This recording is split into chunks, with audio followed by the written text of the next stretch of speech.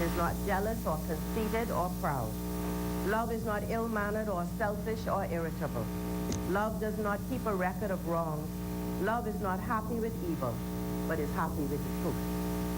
How kind are we as a people? How kind are we as individuals? Kindness is another fruit of the Spirit. It is an aspect of love that is caring and considerate, and would not be ill-mannered or selfish or irritable. A kind-hearted person has no need to be jealous or conceited or proud, because there is no competition or comparison. A kind person is not keeping a record to throw wrongs in another person's face, especially if there has been an apology, but even if there has not. Kindness is not weakness. Rather, it is a wise sensitivity. There needs to be boundaries so as to know how far to allow others to be unkind. The Lord says, be wise but harmless. How does kindness operate in parliamentary debate? What does it mean for you to speak the truth in love? How sensitive to the feelings of others are you to be? How do you assert your position without gross exaggeration? We are looking to all of you for leadership in the things of God. What does kindness look like for the rest of us as we drive on the streets? What does it feel like when we are stuck in a corner and suddenly someone lets us out? How kind are we behind closed doors? Our children are living with too much cruelty. Simple acts of kindness are possible every day. In the grocery store, if we have the extra change to help someone pay the bill that is more than they expected. To have a pleasant word to say to the person packing the groceries or someone who enters the elevator or passes us on the street. To pick extra fruit and share with neighbors. To visit the hospital during visiting hours and spend a little time with someone who has no visitors. To read to preschool and primary children. To help an elderly person cross the street.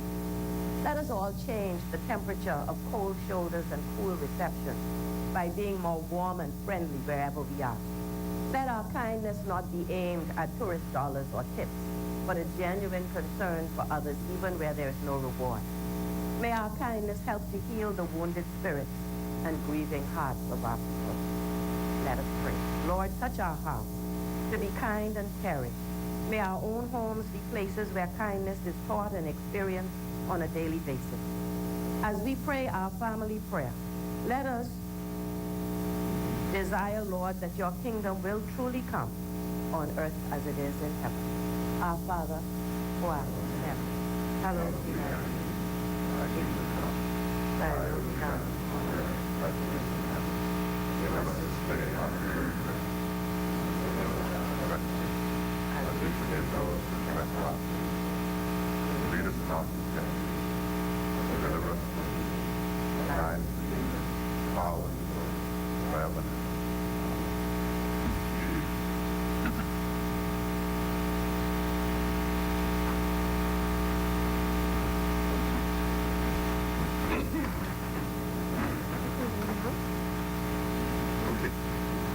Dr. Hubert Minnis, Peter Turnquest, Ransom Annette, Desmond Bannister, Brendan Wells, Jeffrey Lloyd, Dr. Dwayne Sands, Marvin Dane, Frankie Campbell, Dionisio Diaguilar, Michael Pintar, Darren Hensfield, Ramal Ferreira, Venetia Rose, Brenda Rowe, Alfred Johnson, Philip Davis, Dawn Miller, Lakeisha Parker Esther, Hiram Lewis, Carlton Bola, and James Aubrey, Travis Robinson, Adrian Gibson, Donald Saunders, Frederick Michael Pine, Hank Johnson, Mark Hume, Michael Cook, Miriam Rafi, Manuel, Reese Gibson, Ruben Raman, Ricky Mackey, Shannon Cartwright, Donnell Ferguson, Glenna Tanner Martin, Tyson Fawn, Cecil Dubac.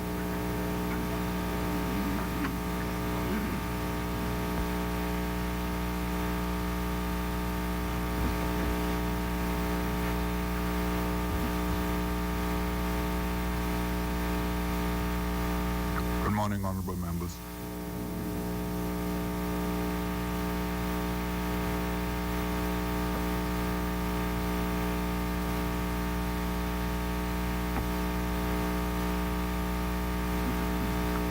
Introduction and swearing in of new members.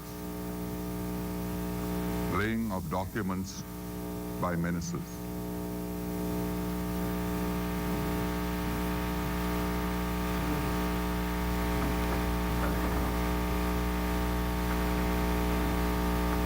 Statements and communications by ministers. Chair recognizes the honorable member for East Grand Bahama.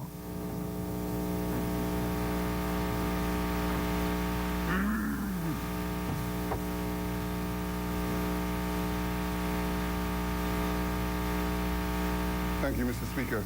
Mr. Speaker, I rise this morning to give a communication on the mid-year budget performance for the 2018-19 fiscal year. As I do so, Mr. Speaker, I do want to, in the spirit of love and acceptance, welcome the opposition back to this House. We did miss them. Believe it or not.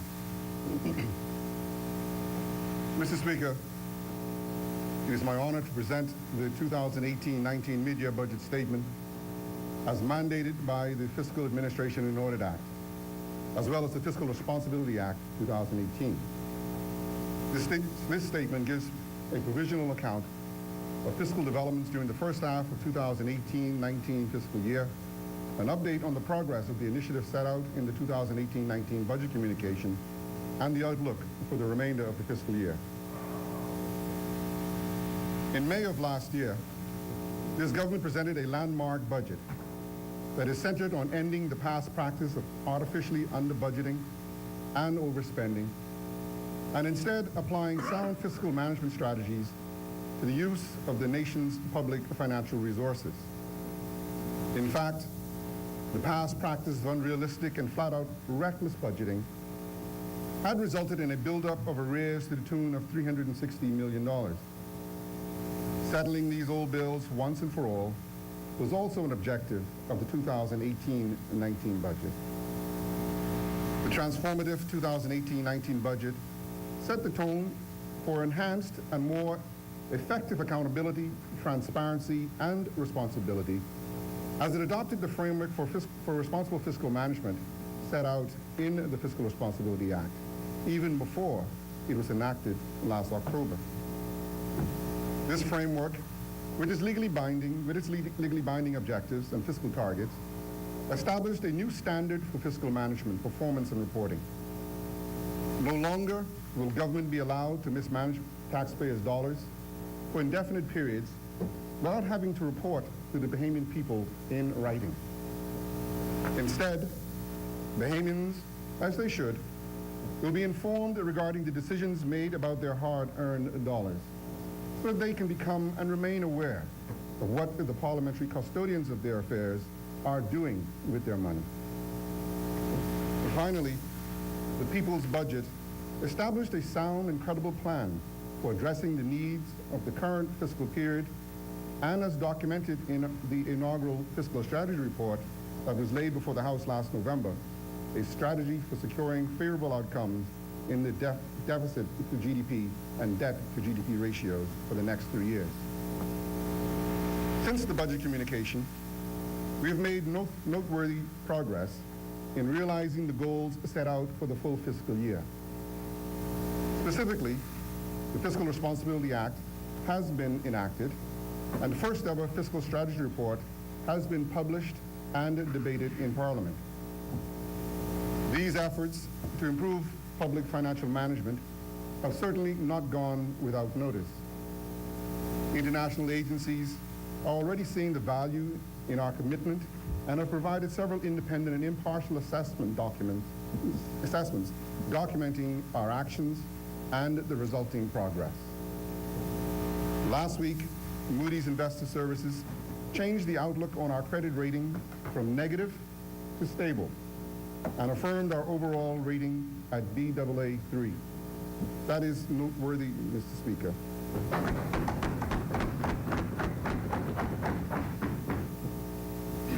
The upward revision in the outlook was attributed to a strengthening in our fiscal policy framework, namely the new fiscal legislation and reporting initiatives. Our fiscal consolidation effort was highlighted as supporting our debt stabilization objective, and the soon-to-be-established Disaster Relief Fund was recognized for promoting greater economic resilience.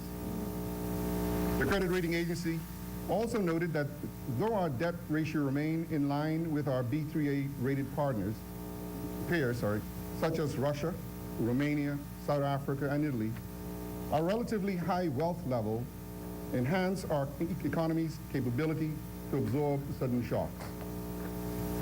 The report concluded that this reality, paired with our recent measures to respond to climate-related risk, will help to mitigate the underlying credit vulnerability that natural disasters pose.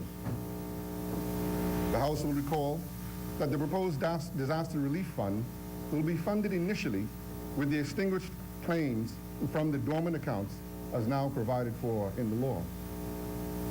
As our Prime Minister has committed, those funds will not be used for any other purpose. Complementing the sentiments shared by Moody's, the International Monetary Fund, the IMF, similarly provided positive commentary on domestic economic developments in its mission to the Bahamas in December of last year. In particular, the fund noted that new fiscal legislation will support our efforts towards fiscal sustainability and to set debt on a downward trajectory. In addition, they welcomed our transparent and lucid approach to eliminating accumulated arrears and our plans for expenditure control as key provisions in achieving better fiscal and debt ratios. Together, these developments substantiate our commitment to fiscal prudence and a new era of public financial management. As even external observers have noted, the efforts of this minister-led government are the precise steps, the right prescription, if I may use that metaphor, that need to be taken to strengthen the fiscal and economic health and well-being of our country. We are all aware that our credit rating is a crucial indicator in helping potential investors determine the stability and prospects of our country. It can be the deciding factor for international investors that may have projects they would like to bring into the Bahamas. In fact, for domestic investors also. The investments that we know are critical to our economy for job creation, foreign currency inflows, and higher economic growth. Mr. Speaker, our efforts and successes with fiscal reform are not only about securing good credit ratings, new investment flows, and balanced budgets. Fundamentally, fiscal responsibility is about social wellness and economic strength. And I say that again, Mr. Speaker. Fiscal responsibility is about social wellness and economic strength. When countries fall into a fiscal hole, they often have to cut benefits and scale back on programs and social services. The approach we are taking allows us to maintain a social and economic environment for Bahamians to maximize their potential and fulfill their goals and aspirations. When we make judicious use of the public purse and avoid careless and ruinous actions, we can provide assurance to the people that we have the resources and the flexibility to meet both the opportunities and challenges of a 21st century global community. In this vein, the government recognizes the need to remain focused and resolute in our efforts to strengthen our fiscal position. We're not under the delusion that we have completed the task of righting the fiscal ship. Much more work needs to be done. Much more reforms need to happen. As this side has demonstrated, we are up to the task and we will not be distracted. The Fiscal Responsibility Act mandates for fiscal year 2018-2019, the fiscal deficit should total $237.6 million, which represents a significant improvement of 42.7% or $177.3 million as compared to the previous fiscal year. This in turn will result in a corresponding 45.5% reduction in the deficit to GDP ratio to our targeted 1.8%. Given this development, we anticipate a corresponding reduction in the debt to GDP ratio of approximately 1.1 percentage points to 56.7% at the end of June 2019. I am pleased to assert that so far, we are well on our way to materializing our objective to meet a fiscal deficit that is slightly lower than had been forecasted. We remain soberly cognizant of the potential risks that can arise over the 3-year horizon laid out in our fiscal strategy report. Nonetheless, we are confident that this government's continued efforts to effectively manage this and future budgets in a way that is responsible, transparent, stable, and fair will render favorable results. Indeed, I would stress yet again that we are pursuing the aggressive 3-year fiscal plan of the last budget not for some theoretical or academic purpose or to be patted on the back, but rather as a means of promoting strong economic growth and job creation. These are the fundamental economic objectives that truly matters to Bahamian citizens and to their daily lives. Mr. Speaker, I believe it is essential to begin our discussion of the fiscal performance in the first half of the fiscal year with an overview of international and domestic economic developments. These not only shape the course of the fiscal year, but also inform prospects for the near-term outlook.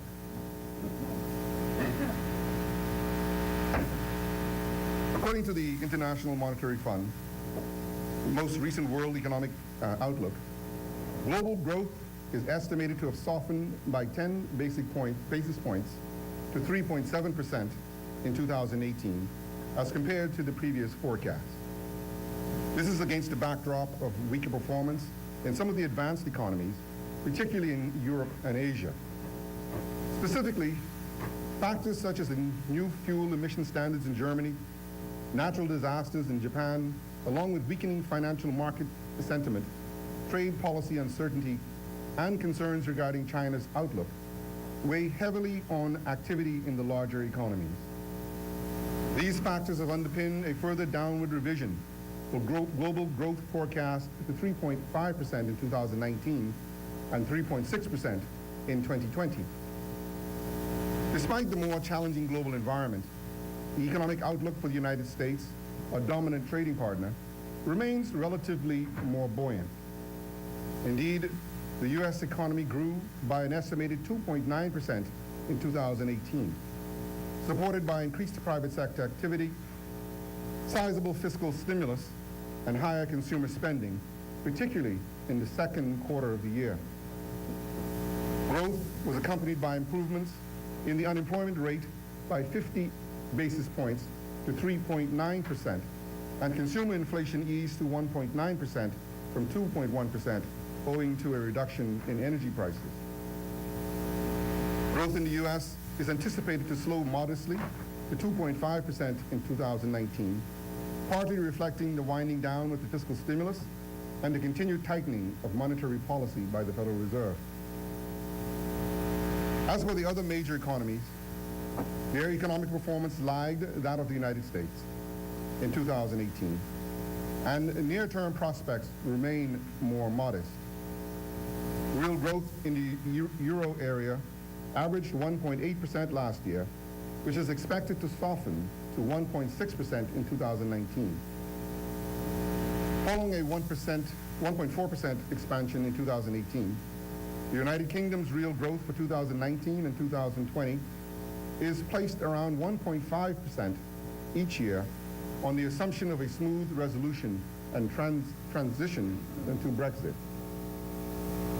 We do watch the developments in Britain closely as the prospects for an orderly Brexit continue to diminish amid greater political uncertainty in the United Kingdom. If the transition proves disorderly, it is likely to have a dampening effect on economic growth across Europe and around the world. The expansion in real GDP for China slowed by 30 basis points to an annual rate of 6.6% for 2018, its slowest pace in nearly 3 decades. Amid the government's continuous struggles to contain ballooning debt, and ongoing trade tensions with the U.S. Real growth is forecasted to soften further to 6.2% per year in 2019 and 2020. Similarly, growth in Japan contracted by 80 basis points to 1.6% in 2018 against the backdrop of several natural disasters during the summer. Real output is expected to continue its downward trajectory with projections of 1.1% for 2019 and 0.5% in 2020.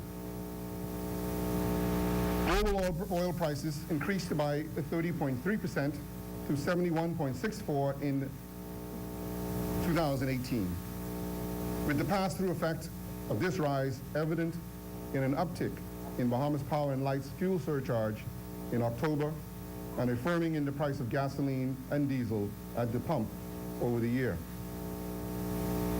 Mr. Speaker, a strong U.S. economy was indeed the pillar on which our domestic economic growth pace maintained its momentum in 2018, with the most favorable gains posted by our tourism industry. You may recall that the Prime Minister recently noted the IMF's growth forecast for the Bahamas continued to stand at 2.3% for 2018 and 2.1% in 2019, as was projected in the May budget. Quite remarkably, this will be the first time in 12 years that the Bahamas will have seen projected growth of over 2% for consecutive years.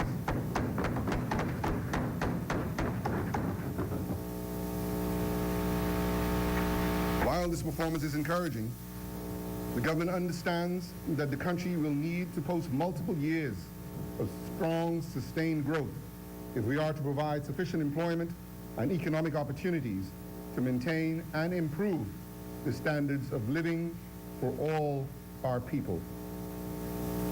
Thus, we remain strongly committed to finding innovative ways to bolster economic activity through expanded support for Bahamian entrepreneurs, better education and training opportunities, and greater efforts to facilitate an accelerated pace of private sector investment across the country. Preliminary data from the Ministry of Tourism shows a 7.9% strengthening in total visitors for 2018 to 6.6 million visitors, rebounding from the year earlier 2.1% fall off to 6.1 million. Supporting this outcome, air arrivals surged by 16.7% to 1.6 million, reversing 2017 decrease of 4%, and the sea component recovered by 5.5% from a 1.5% contraction. A breakdown by island revealed that the rebound in total arrivals was largely explained by growth in arrivals to the Family Islands, benefiting from various cruise line-related activities in private islands located in the Family Islands. Total visitor arrivals to the Family Islands improved by 14.9% for the review period, with sea arrivals growing by 15.7% and air arrivals by 10.6%. Similarly, total arrivals to Grand Bahama increased by 9.1% to 0.7 million, as the sea component grew by 9.6% and a 5.4% gain in the high-value added air segment. In New Providence, total visitor arrivals firmed by 4.1%, with air arrivals advancing by 19.2% to 1.2 million, while the sea component fell by 1.5% to 2.6 million, reflecting cruise lines' shift to making their private islands the first port of entry as opposed to the capital. And as you know, we're doing something about that. Indications are that construction activity continued to be dominated by varied scaled foreign investment projects, although domestic private sector investment showed modest signs of recovery. Using total mortgage disbursements for new construction and repairs as a proxy, an 8.5% increase to $86.7 million signal an expansion in domestic activity for the first 9 months of 2018. The more forward-looking indicator, total mortgage commitments for new construction and repairs, fell by 8.6% to $94.7 million, suggesting relatively mild domestic construction activity in the near term. The economy benefited from the completion of a number of foreign direct investment projects last year, including the opening of the final phase of the Bahamas resort, the Rosewood Hotel, and the official opening of the entertainment complex at the Point. In addition, our foreign direct investment projects that have already received approval and are in their infancy stage include the $194 million Sterling Hurricane Hole Community Resort and Marina, the $5.2 million Pinders Bay Limited project that is to feature 28 residential beachfront bungalows and a clubhouse, and the $580 million South Abaco investment for the development of a 5-star residential resort and marina. And we can add to that the Carnival Cruise Port in Grand Bahama. Approximately 9 companies have been approved under the Commercial Enterprise Act, some of which would have contributed to foreign direct investment as well. With more projects in the pipeline, we are expected to realize further gains in the rate of economic growth and employment opportunities in the short to medium term. Preliminary results from the Department of Statistics' latest labor force survey revealed that the jobless rate for the Bahamas featured a 70 basis point uptick to 10.7% for the 6 months to November 2018. While the number of employed persons rose by 2,305, the bulk of which were absorbed by the private sector, the total labor force grew by 4,250, due in part to a 6.7% decline in the number of discouraged workers to 2,030, and the seasonal intake of school leavers into the labor force. Encouraging was the gain in the number of self-employed persons by 11.9% over the 6 months to November, totaling 32,475 persons. Say that again. Encouraging was the gain in the number of self-employed persons by 11.9% over the 6 months to November, totaling 32,475 persons. While these results show that our initiatives to create jobs through support of small business and entrepreneurship are beginning to produce concrete economic and employment benefits, it is clear that our efforts will have to be enhanced to meet the demand of the market. A breakdown by island shows a 1% rise in the jobless rate in New Providence, while trends for Abaco and Grand Bahama contrasted with declines of 3 percentage points and 0.5 percentage points to 7.7% and 11.9% respectively. It is also notable that the unemployment rate among youth moved lower to 23.1% from 24.1% in May. And that is a very important statistic, as you would know. Say it again. It is notable that the unemployment rate among youth moved lower to 23.1% from 24.1% in May. A 1% drop.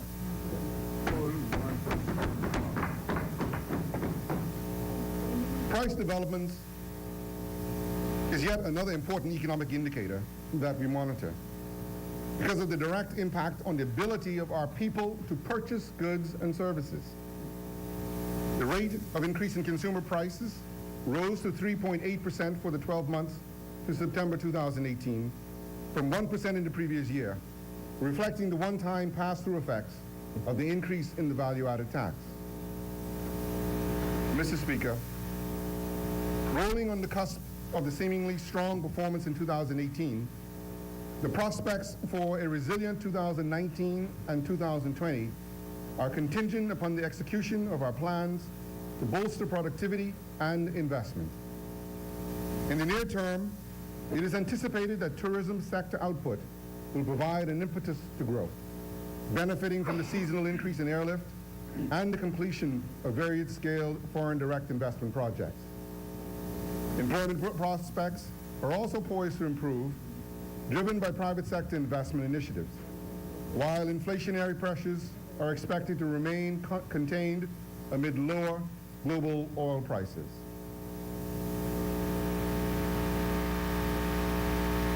Mr. Speaker, I now turn to a review of the government's fiscal performance in the first half of 2018-19 fiscal year. Our 2018-19 budget was indeed a watershed budget, as it was guided by the stringent fiscal requirements of the then pending Fiscal Responsibility Act. The subsequent Fiscal Strategy Report of November then set the stage for the medium-term framework that will underpin the development of the 2019-2020 budget. In that framework, we projected that to completely eliminate the deficit from its level of 5.5% of GDP in 2016-17, and the debt-to-GDP ratio eventually from 57% to no more than 50%, we would have a fiscal deficit-to-GDP ratio of 1 percentage point 1.8% this fiscal year, a deficit of 0.8% in the subsequent year, and a surplus of 0.1% in the following year. The corresponding debt-to-GDP ratios of 56.7%, 55.3%, and 53.8%, respectively. What is more, our framework forecasts a fiscal surplus of $9.4 million in fiscal year 2021 and $15.1 million in the subsequent fiscal year. Mr. Speaker, in the first 6 months of the current fiscal year, the fiscal deficit contracted by 31%, or $78.7 million, to $175.3 million, in comparison to the same period in the previous fiscal year.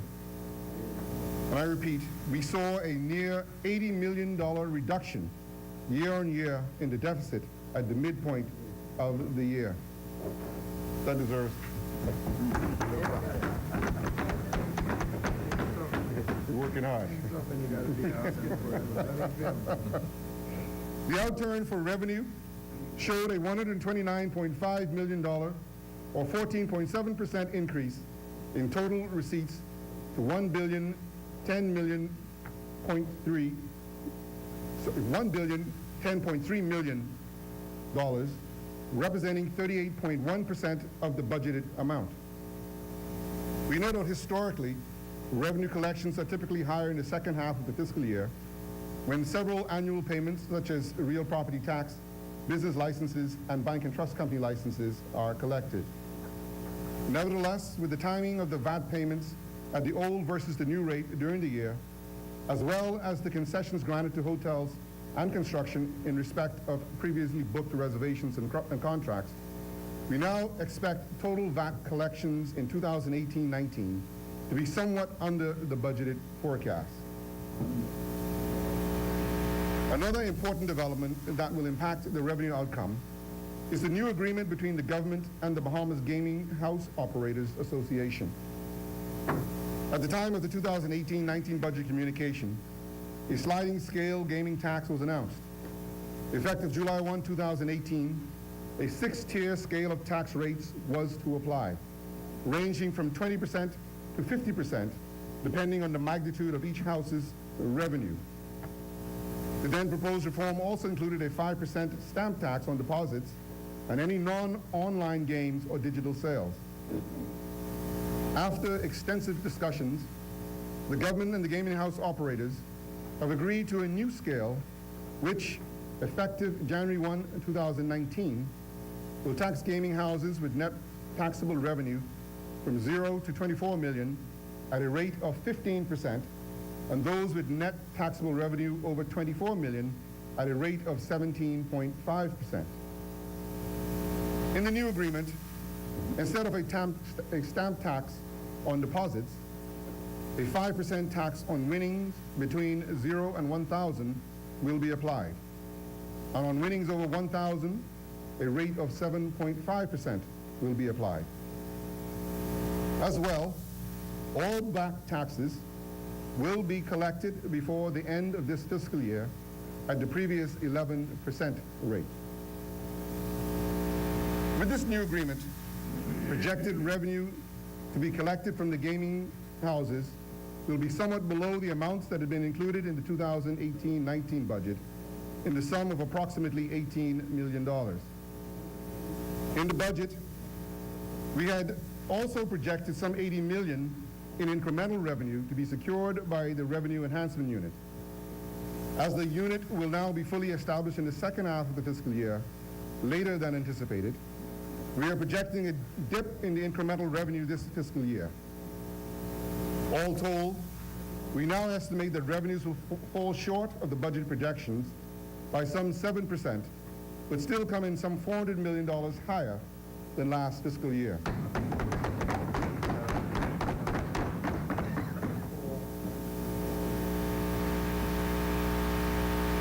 Expenditure outcomes for the first half of 2018-19 showed a $50.9 million or 4.5% increase in spending to $1,185.6 million, with recurrent outlays higher by $94.9 million or 9.5% to $1,098.6 million.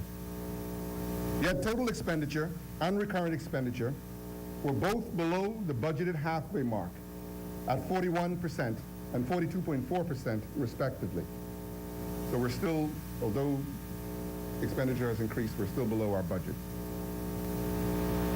Under recurrent expenditure, compensation of employees, which covers spending on wages and related personnel costs, were reduced by $27.5 million or 7.4% to $345.8 million, and was only 43.6% of the budgeted amount. Primary expenditures grew by $31.7 million, or 3.2% to $1,024.7 million. In contrast, capital expenditure fell by $44 million, or 33.6% over the 6-month period to $86.9 million. Arrears payments contributed to the overall increase in expenditure. As I mentioned before, this administration made the identification, the documentation, and the settlement of the mountain of arrears left by previous administrations one of its chief objectives. And we are doing exactly that. We committed to paying $172 million in this fiscal year, and have already paid $65.1 million, or 37.8% of the total budget amount. Out of the $65.1 million spent, the bulk went towards clearing up arrears with CTF Holding Limited, or Bahamas, of $11 million, PHA Medical Supplies, $8.2 million, Consolidated Water, $6.6 million, Carnival Cruise Lines, $6 million, various garbage collection vendors, $5.4 million, and the University of the West Indies, $5.4 million. Based on expenditure trends in the first half of the fiscal year, it is now estimated that both recurrent and capital expenditures will come in somewhat lower than had been projected at the time of the 2018-19 budget. That in large measure, of course, reflects the government's dedicated commitment to stringent expenditure restraint.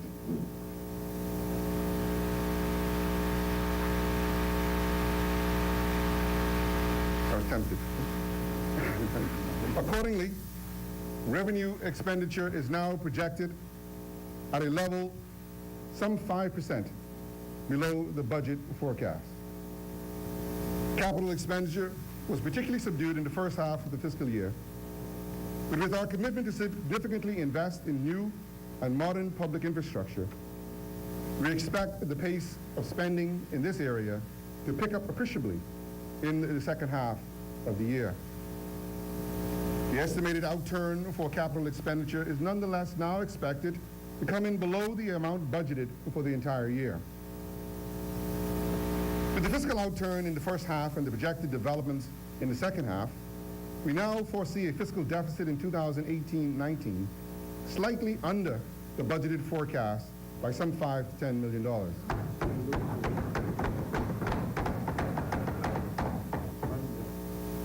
Thus, we project presently a budgeted deficit of somewhere near $230 million, which means we remain firmly on target. During the annual budget exercise in May, I shall update the projected outturns based on the results of 3 full quarters of the fiscal year. Mr. Speaker, I now turn to a brief update on some of the major initiatives in the 2018-19 budget communication. In the 6 months to December 2018, this government has made some landmark improvements in the fiscal affairs of this country. We promised transparency, we promised accountability, we promised responsibility, and we have delivered just that. The historic launch of prudent fiscal legislation has indeed birthed a new era of public financial management that serves as a precursor to the vision that we have for this country. We also announced several new policy initiatives, many of which we are pleased to say have made steady progress, thereby positively impacting domestic economic outcomes and prospects. We on this side of the aisle are proud to be the ones that are not known for talk, but for action. In October 2018, this government enacted the Fiscal Responsibility Act and subsequently produced, published, and debated the Fiscal Strategy Report mandated by that act. As a result, responsibly and transparently managing the people's tax dollars is no longer an option, but the law. Gone are the days when governments can spend carelessly without explanation as to why the country's fiscal position was worsening exponentially. For ourselves and for future governments, it is now required that administrations demonstrate and publish how they intend to act in the interests of the people and the people's public finances to ensure that the country's fiscal affairs are put in order and remain so.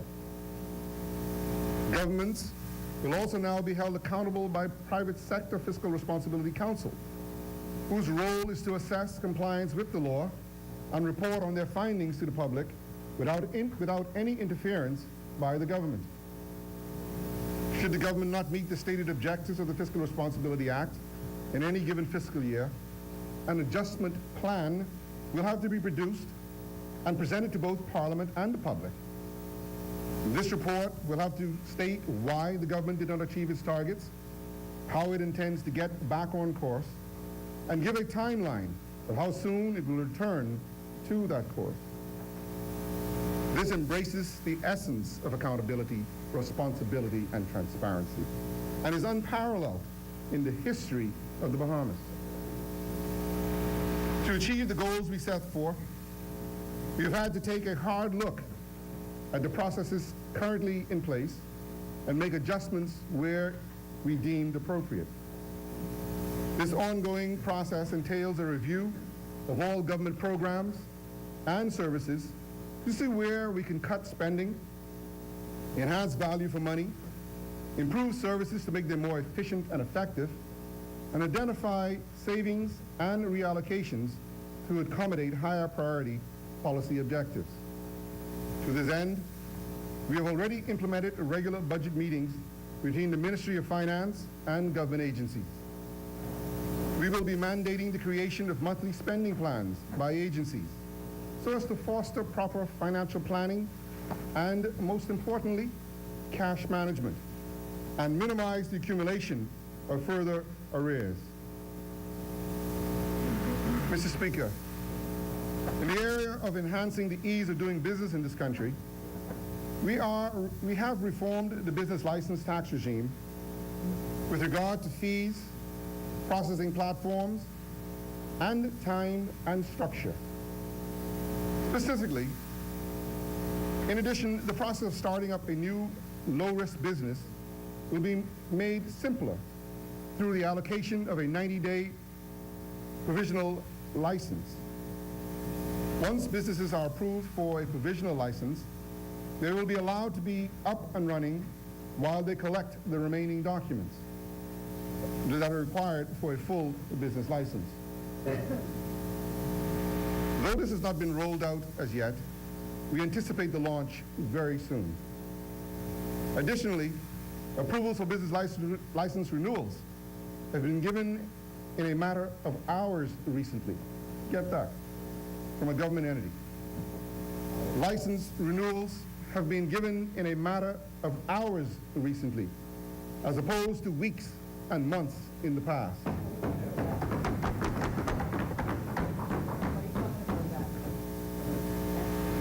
This is a result of our policies to streamline the business license processes and improve the efficiencies of our internal checks. The government's efforts to improve customer service through the use of digitalization has certainly benefited scores of businesses all over the Bahamas who now experience less turnaround times for their renewals. Members would note that the business community has provided very positive feedback on these changes. And once again, I would like to commend the staff, the public servants at the Department of Inland Revenue, and our financial secretary who is in the gallery today, who have eagerly embraced the opportunity for positive change. I want to let them know that their efforts have been noticed and that I will be coming down shortly to pay them a visit and to say thank you in person.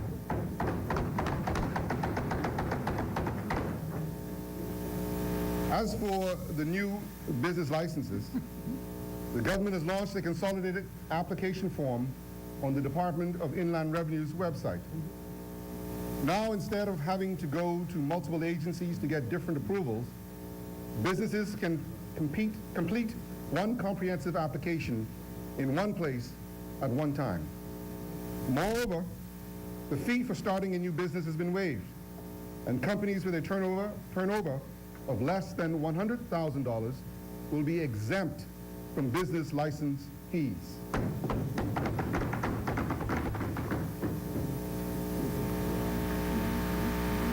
More reforms will be forthcoming as we work to find ways to continue easing the process of doing business in the Bahamas so as to ensure that we are truly facilitating commerce and entrepreneurship as opposed to being an unwitting obstacle to those who are simply trying to earn a living in our country. Mr. Speaker, we promised a transparent, responsible, and accountable government. And those are the precise principles we embodied in our introduction of the Fiscal Strategy Report and the implementation of quarterly reporting on fiscal performance. And that's something I'm very proud of, by the way. We've given the public a strategic outline for the medium term that sets out how we intend to achieve the fiscal objective, mandated by law in the Fiscal Responsibility Act, as well as an analysis of how we intend to mitigate the possible risks that might occur. We have made available for the public a detailed account of how taxpayers' money was earned and spent throughout each quarter. We have made available for the public a detailed account of how taxpayers' money was earned and how it was spent throughout each quarter. Nobody has to ask where the VAT money gone. These steps are a testament to our dedication to exemplifying good governance, prudent fiscal management, and an overall change for the good of all Bahamians. What is more, the need to strengthen the institutional capacity of government agencies is ever present. Far too long, governments have delayed the transition of its own agencies to the operating standards of the 21st century. We know too well that if we are going to keep up in an increasingly global marketplace, we have to quickly align ourselves with global best practices for modern governance. For ourselves, in the area of public finance, this report contains the move towards globally accepted standards of public sector accountancy with the implementation of the government's new chart of accounts and related classifications. As we implement this going forward, the Bahamas will now meet international standards for government finance statistics, or GFS. The transition to the new chart of accounts began on July 1, 2018, and the mid-year statement has been compiled using the new system. The full transition to this new system is expected to be completed by July 1, 2019, with the budget for the fiscal year 2019-2020 being fully GFS compliant. The new chart of accounts is expected to improve the budget process by allocating more real-time queries and reports against budgeted data and real-time actuals, reducing data entry time, eliminating the duplication issues, increasing the ease of online use, improving interactive feedback, and leveraging existing software for data storage. This is a part of the government's overall commitment to modernizing and enhancing government processes to allow for more efficiency, accuracy, and ultimately better management of our internal systems so that we have more scope to achieve our desired outcomes. And just for the information of members, in the mid-year performance statement, towards the back there is an annex that shows the old chart of accounts versus the new chart of accounts. So you can see the changes in the numbering and the allocation. So you can compare to the last year report if you need to. Mr. Speaker, the Prime Minister announced in January that the government will be providing the top 4 University of the Bahamas graduates in either economics and/or accounts with jobs at the Ministry of Finance for 1 year, after which completing a government-funded 1-year program, master's program, which is contingent on them returning to the Bahamas upon completion. The government has already made good on that commitment, with 3 students currently employed with the Ministry of Finance, who will soon be beginning their master's programs. This, in addition to the internal restructuring within the ministry, will allow for the recruitment of additional Bahamian professionals, not only ensuring the ministry is equipped to provide its optimal level of fiscal, economic, and budgetary management and support, but also that young Bahamians are being given the training and education required to take this country to the next level. We need the best and brightest in our service. And furthermore, strengthening both tax administration and revenue avenues remains a priority for this government. These areas will be thoroughly explored by a revenue enhancement unit, which will soon be established. The unit's main objectives will be to identify weaknesses and deficiencies in our revenue collection efforts and make use of empirical analysis and surgical tactics to ensure all levied taxes are properly and fully collected across all of the major revenue agencies. In line with strengthening revenue, the need to rein in unchecked expenditure growth remains a top priority. Historically, successive governments have not had the effective means to evaluate the fiscal stewardship of state-owned enterprises, or SOEs. Some 15.4% of the government's recurrent expenditure is allocated to these state-owned enterprises, which translates to some $398 million. Yet even as their share of the public purse has grown, the framework to obtain the timely, consistent information necessary to assess the value for money obtained by these SOEs simply has not been developed. We intend to change this. We will, in the month of March, begin kicking off a project to evaluate the government's state-owned enterprises, the public corporations, statutory authorities, and commissions and other such agencies who are funded substantially from the public purse, but with little established and structured financial oversight at the macro level. The project is expected to take place over 3 phases. The first being an analysis of SOEs, authorities, and other quasi-government entities and their operations, so as to provide forward-looking strategies for each entity. The second phase will include the formation of a comprehensive strategy to cost rationalization and cost recovery for state-owned enterprises in line with international best practices, as well as an efficient financial management reporting model. This third stage will include the implementation of the strategic model and the rollout of the new budgeting, accounting, and performance management. What is more, the Ministry undertook significant developments in its efforts towards prudent fiscal management via the drafting of several bills centered on strengthening our financial landscape. Specifically, the Public Financial Management Bill, or PFM bill, is being drafted with the assistance of the IMF's Caribbean Technical Assistance Center, or CARTAC, and is expected to modernize and eventually replace the Financial Administration and Audit Act of 2010. Its main objective is to provide a more comprehensive legal framework that will provide the necessary support to strengthen the oversight, management, and control of public funds. Specifically, the PFM bill sets out to enhance, clarify, and clearly specify the roles and responsibilities of financial officers who have been entrusted with management and control of public funds, assets, liabilities, and other resources. Identify provisions related to financial management, inclusive of the requirement for the preparation of cash flow forecasts. Enhancing the adequacy of reporting provisions, especially pertaining to in-year reporting of fiscal information. Specify accountability expectations for government agencies. Include provisions related to sanctions for financial misconduct, financial crimes, institutional sanctions, recovery of losses other than by surcharge, and publication of offenses.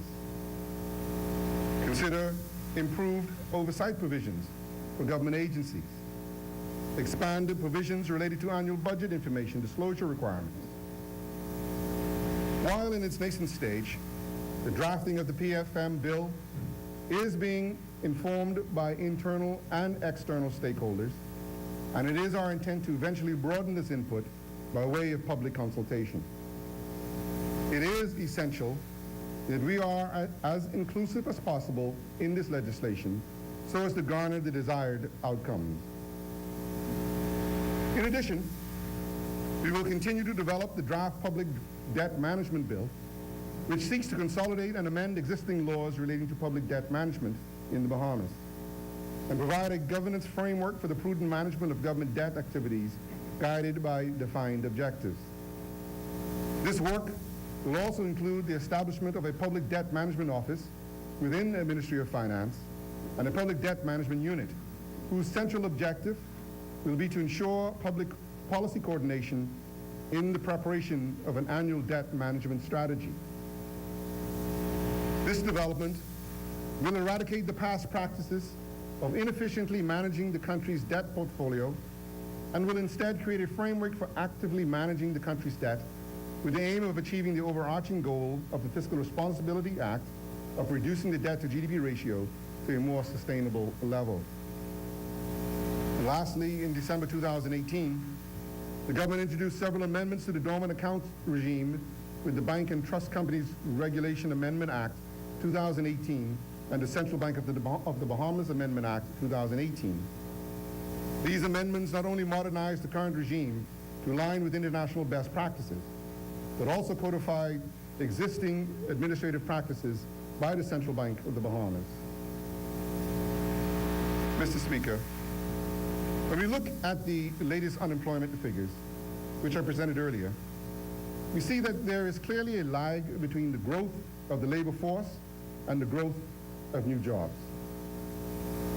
This simply means that the economy is not growing quickly enough to absorb the new entrants into the job market.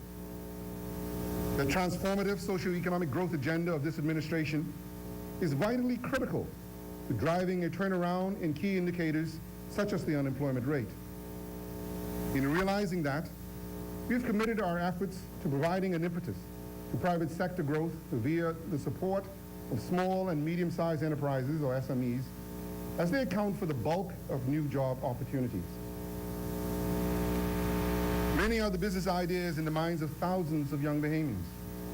However, the harsh reality is that most of their dreams awakened, or those dreams awakened, to is the absence of proper and willing capital channels to bring their ideas to fruition.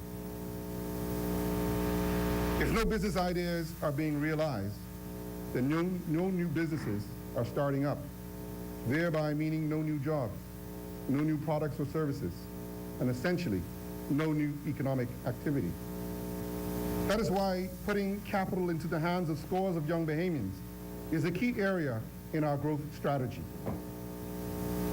Through our partnership with the private sector via the Small Business Development Center, we pledged that we would fund capital to small businesses via guaranteed loans, equity, or grants to the tune of $25 million over a 5-year period.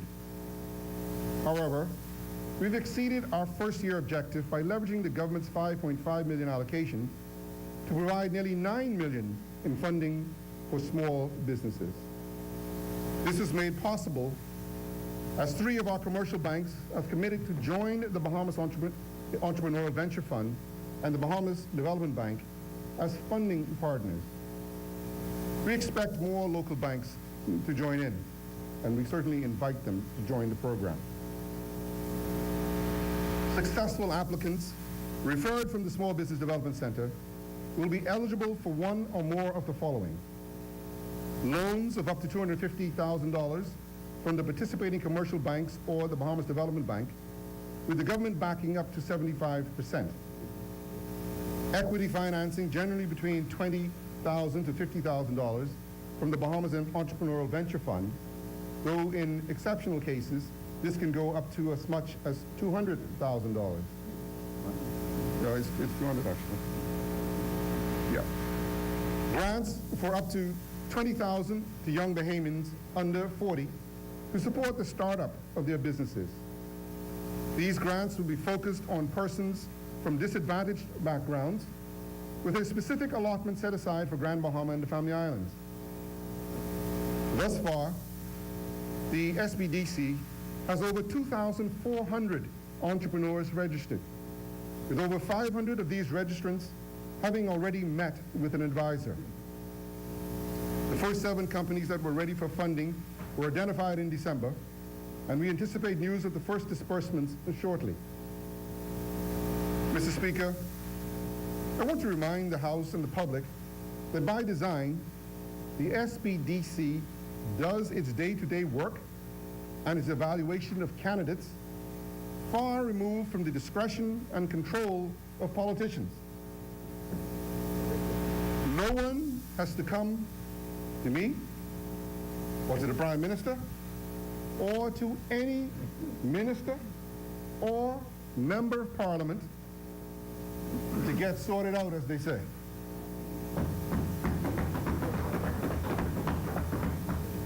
We recognize that this initiative will fail if it becomes a mechanism to dole out political favors. We've been there before. The only qualifications are that applicants must be Bahamian and be able to demonstrate that they otherwise have the attitude, wherewithal, experience, and commitment to make their specific project happen. As I've noted before, grants and equity injections are key elements of the program, which thus provides relief to many persons who would not be able to find their full measure of cash counterparty funding to qualify for access to formal capital. Again, Mr. Speaker, many before us have come and talked about doing something significant for Bahamian small businesses and the small Bahamian entrepreneur. This administration, though, is not just about talking. This administration is about doing. And here again, we are demonstrating that to be the case. And finally, Mr. Speaker, this mid-year statement in both presentation and substance, represents what this minister-led administration is all about. We take our jobs seriously and are all about doing what we promised for the benefit of the Bahamian people. Last May, this government accepted the difficult decision of raising taxes and the tax burden on Bahamians. We did this knowing full well the political consequences and the harsh criticism that the government would face, even from our own side. We realized that this sacrifice asked of Bahamians was not the politically popular thing to do, but it was the right thing to do. It was the right thing to do. When we did so, we committed that we would not squander the people's money. We said then that additional funds would be used to pay off the $360 million in old bills, help to bring down the deficit, and fund the critical elements of the manifesto platform upon which we were elected. And as is the hallmark of this administration, we are keeping our promises.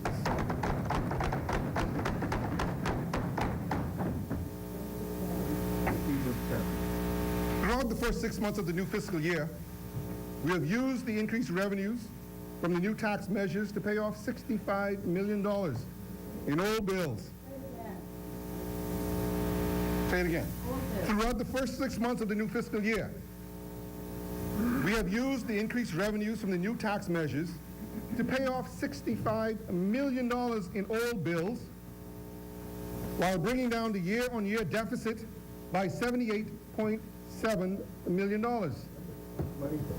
That's where the bad money gone.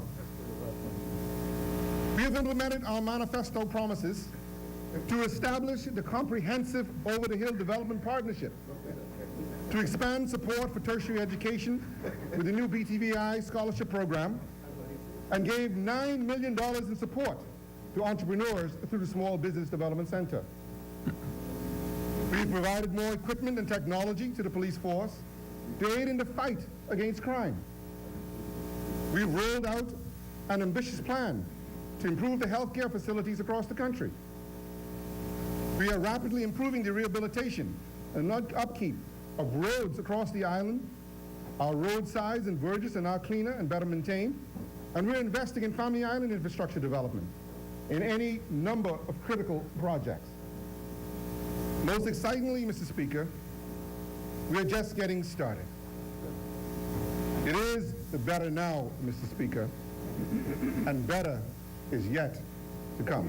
Thank you, Mr. Speaker. It is the people's time. Order that the communication be brought up.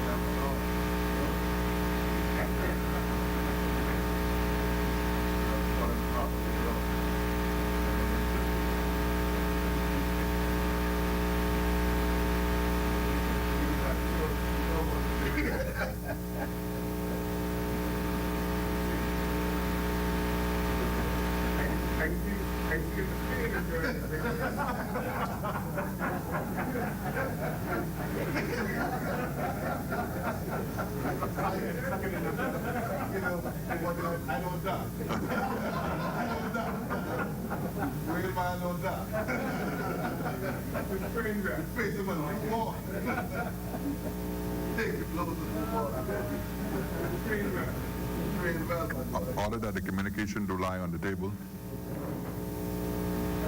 Just before we proceed with further statements and communication by ministers, honorable members, I thought that it would be prudent at this time to direct your minds, while your minds are still engaged with financial matters, to Public Disclosure Act. I'm holding this document in my hand. It is Form A, the second schedule of the Public Disclosure Act of 1976. This document should be completed and returned to the Public Disclosure Commission by the 1st of March. Now, I'm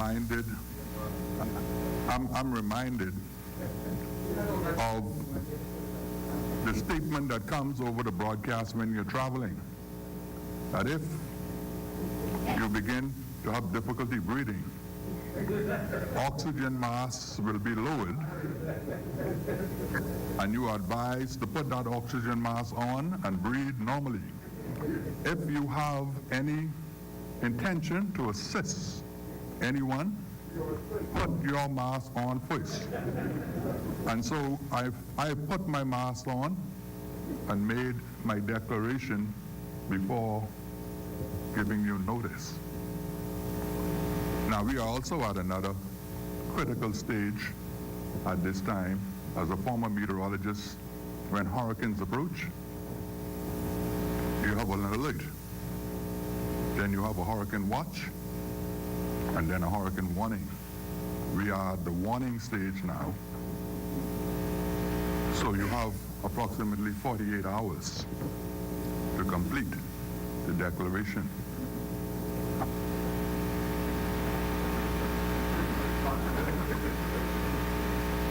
Honorable members, you can be governed accordingly. Further statements and communications by ministers. Communications by the clerk. Messages from the Governor General. Messages from the Senate. Motions for leave of absence, leave to resign seat, and new writs. Presentation of petitions. Presentation of reports of committees. Adoption of reports of committees. First reading of bills. The chair recognizes the honorable member for East Grand Bahama. Thank you, Mr. Speaker. Mr. Speaker, I beg leave to introduce and have read for the first time a bill for an act to update the laws relating to the regulation of investment fund business, to bring the law into harmony with international standards and best practices, to expand the scope of powers of the Securities Commission of the Bahamas in relation to regulated persons and parties related to investment funds, to protect investors, the public, and the reputation of the Bahamas, to repeal and replace the Investment Funds Act, Chapter 369A, and for connected purposes.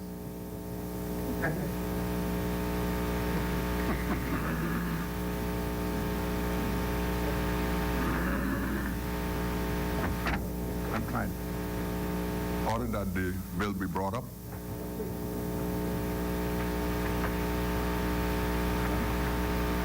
With this is on table.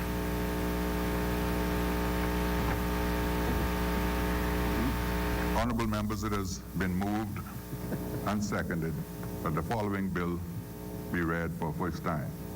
A bill for an act to update the law relating to the regulation of investment funds businesses, to bring the law into harmony with the international standards and best practices, to expand the scope of the powers of the Securities Commission of the Bahamas in relation to regulated persons and parties related to investment funds, to protect investors, the public, and the reputation of the Bahamas, to repeal and replace the Investment Fund Act, Chapter 369A, and for connected purposes.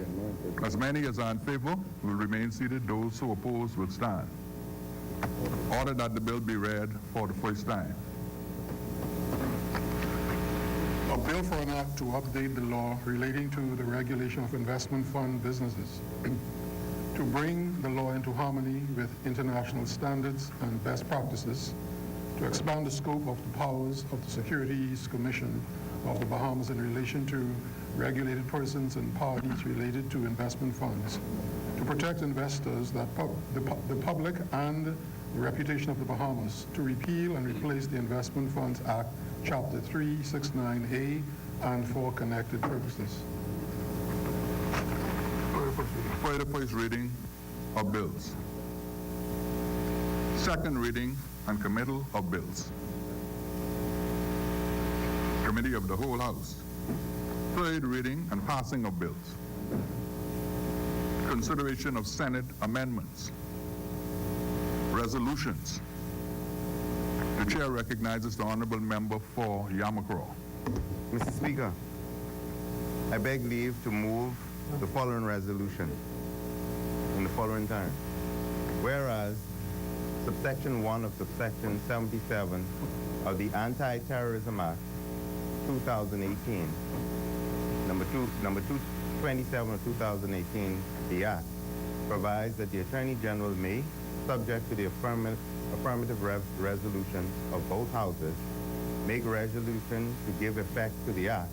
And whereas the Attorney General has made the Anti-Terrorism Regulations 2019 to provide for the implementation of United Nations Security Regulations 1267 of 1999, 1373 of 2001, 1718 of 2006, and their successor resolutions, and any further United Nations Security Council resolutions which impose targeted financial sanctions in the context of the financing of proliferation of weapons of mass destruction, relating to measures to be taken with regard to designated and listed terrorist entities or individuals. And whereas the Attorney General has made the Anti-Terrorism Regulations 2019 in the form attached, now therefore be it resolved that this House approves the Anti-Terrorism Regulations 2019. Thank you, Mr. Speaker. Thank you, honorable member. Is there a seconder? Mr. Speaker, The chair recognizes the honorable member for Garden Hills. Mr. Speaker, I second the resolution.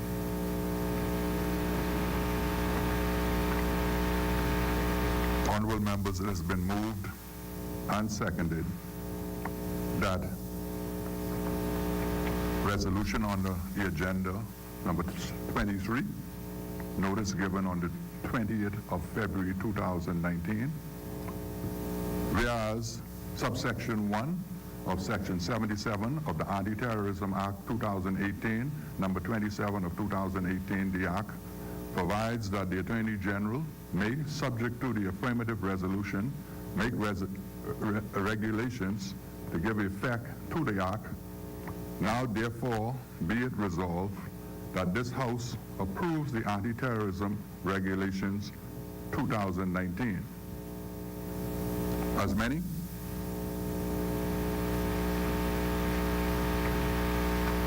As many as in favor will remain seated. Those who oppose will stand.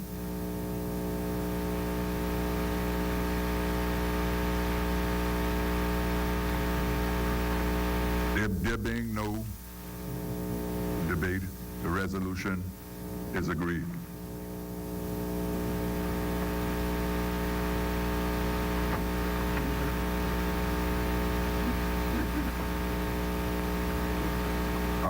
Further resolutions.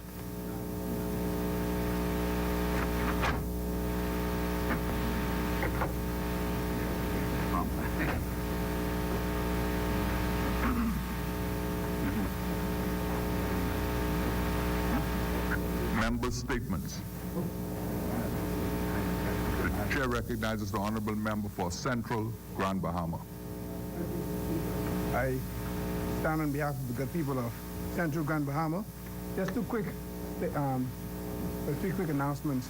First of all, I would like to bring condolences to the family of a former Olympian. I speak of Douglas Line, who we lost in Atlanta on last week. I pray that God God will strengthen the Star Trackers family, headed by Dave and Laura Charlton, as he was one of the founding members of that track club. Secondly, I would like to also bring condolences to the Bain family of Mangrove Keandros, who lost a family member, Brenda, last week, also in Atlanta, and she will be funeralized this Saturday at St. Barnabas. So I bring sincere condolences to Q-Bell and Rupert Bain in particular. And I'd like to end on a happy note by wishing my young cousin happy 105th birthday. I speak of Miss Abigail Rule, who celebrated her 105th birthday on Sunday past at Mount Moriah. So may God continue to bless and strengthen her, and may she enjoy the rest of her days in good health and strength. Thank you, Mr. Speaker.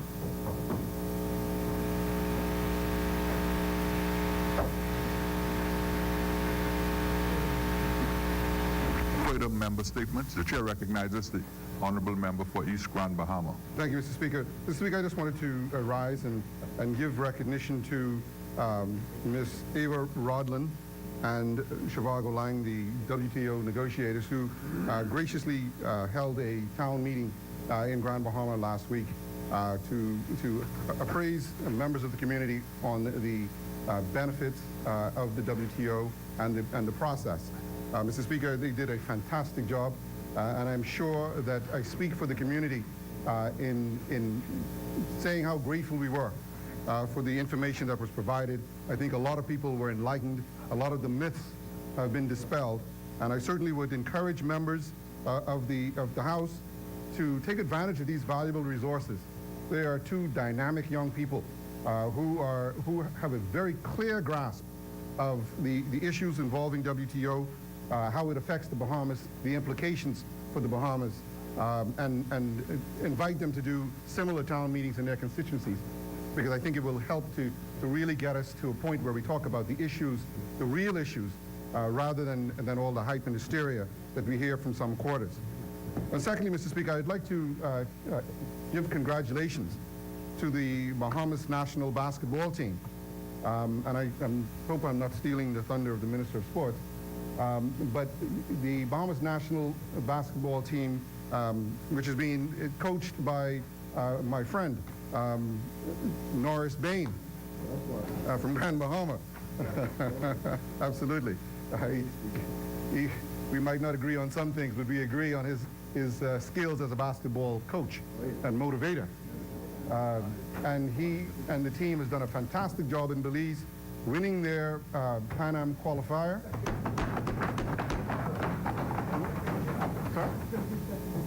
And finishing second in Cuba?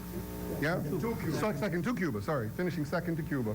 But they're now qualified for the next round as they march towards the Olympics. Olympic qualifiers. And so we want to congratulate them, let them know how proud we are of them, and that we appreciate the effort they're putting forward to represent the Bahamas in this particular sphere. Thank you, Mr. Speaker.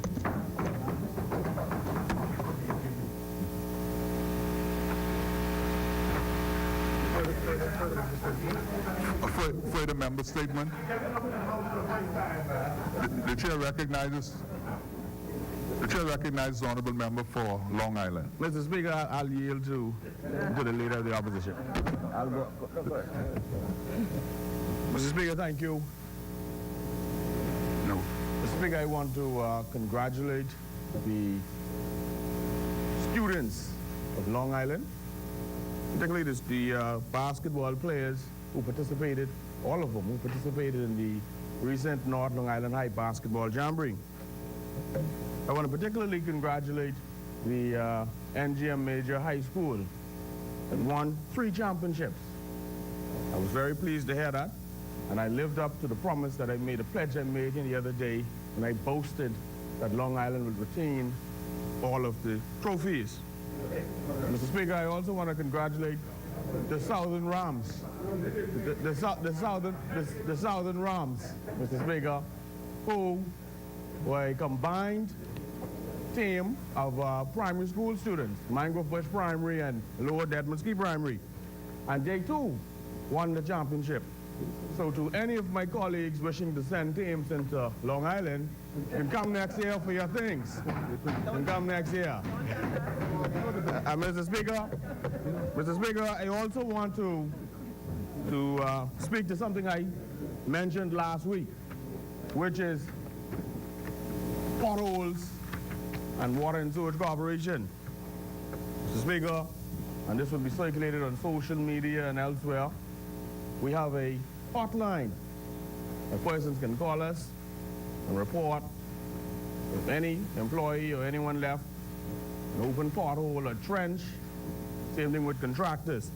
And the number is 302-5510. That's 302-5510. Or they can call or WhatsApp us at 825-9885. They can call or WhatsApp us at the corporation at 825-9885. Mr. Speaker, they can also email us at fixroads@wsc.com.bs.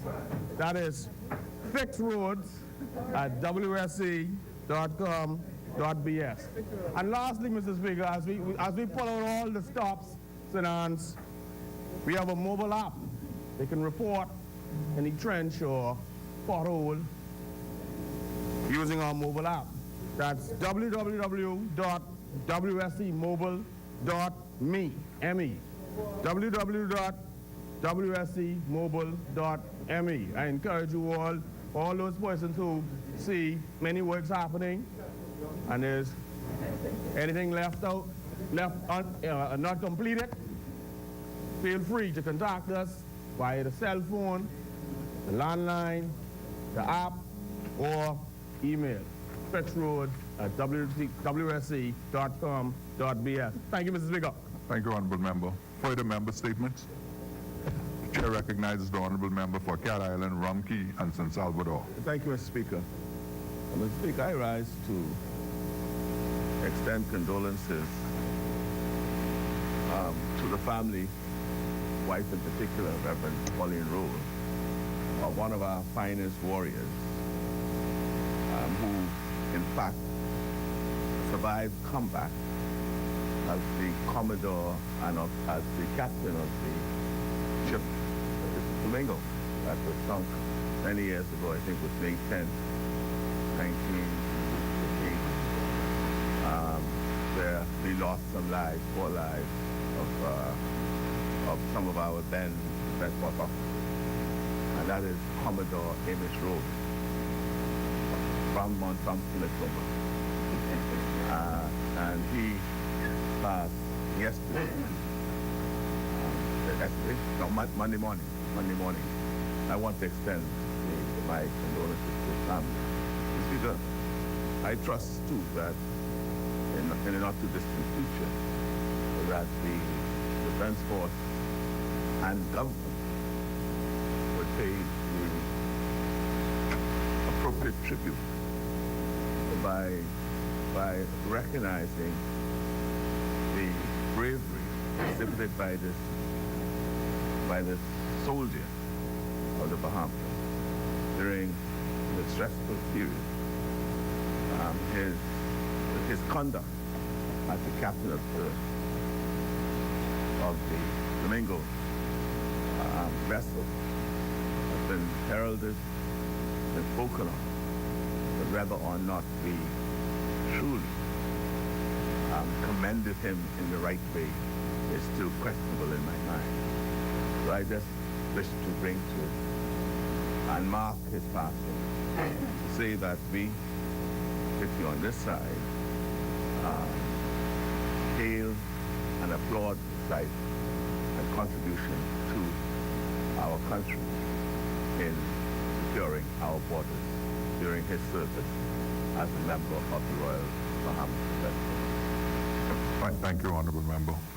Further member statements. The Chair recognizes the Honorable Member for Garden Hills. Mr. Speaker, I rise today on behalf of the wonderful people of the Garden Hills constituency and to say how pleased I am to be an Exomian and to extend condolences to the family of Amos Rose. I commend the leader of the opposition for his great work, and we recognize how important Mr. Rowell was to the development of the Bahamas. And so on behalf of every single Exomian, we send condolences to his family, and we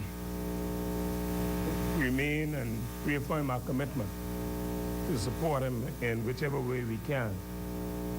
Mr. Speaker, I'd also like to remind the residents of the Garden Hills constituency that this coming Saturday, we are holding a job expo at the S.C. McPherson Junior High School from 9 a.m. to 1 p.m. And we invite all of those young, talented persons from Garden Hills, particularly those between the ages of 18 and 35, to come out to this expo so that we can fully engage them in their search for jobs in this community. And I, again, Mr. Speaker, remind these individuals to come out. We will be there to assist them, whether it's resume writing, how to fill out a government application form, or just speaking to some of the major businesses in the community.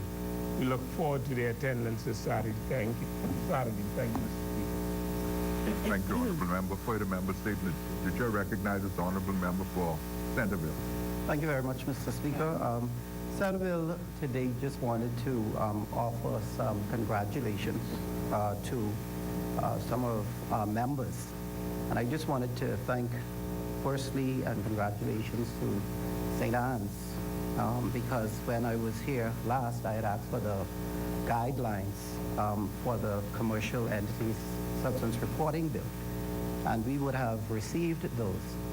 And as you know, on many occasions I would ask for guidelines to support acts and legislation, so I just wanted to thank him for those guidelines. Also wanted to commend the Minister, East Grand Bahama, for your presentation today and giving us sufficient more information on the government's efforts with regards fiscal responsibility. Finally, I'd also like to congratulate, in his absence, the Minister of Tourism for what we all can see,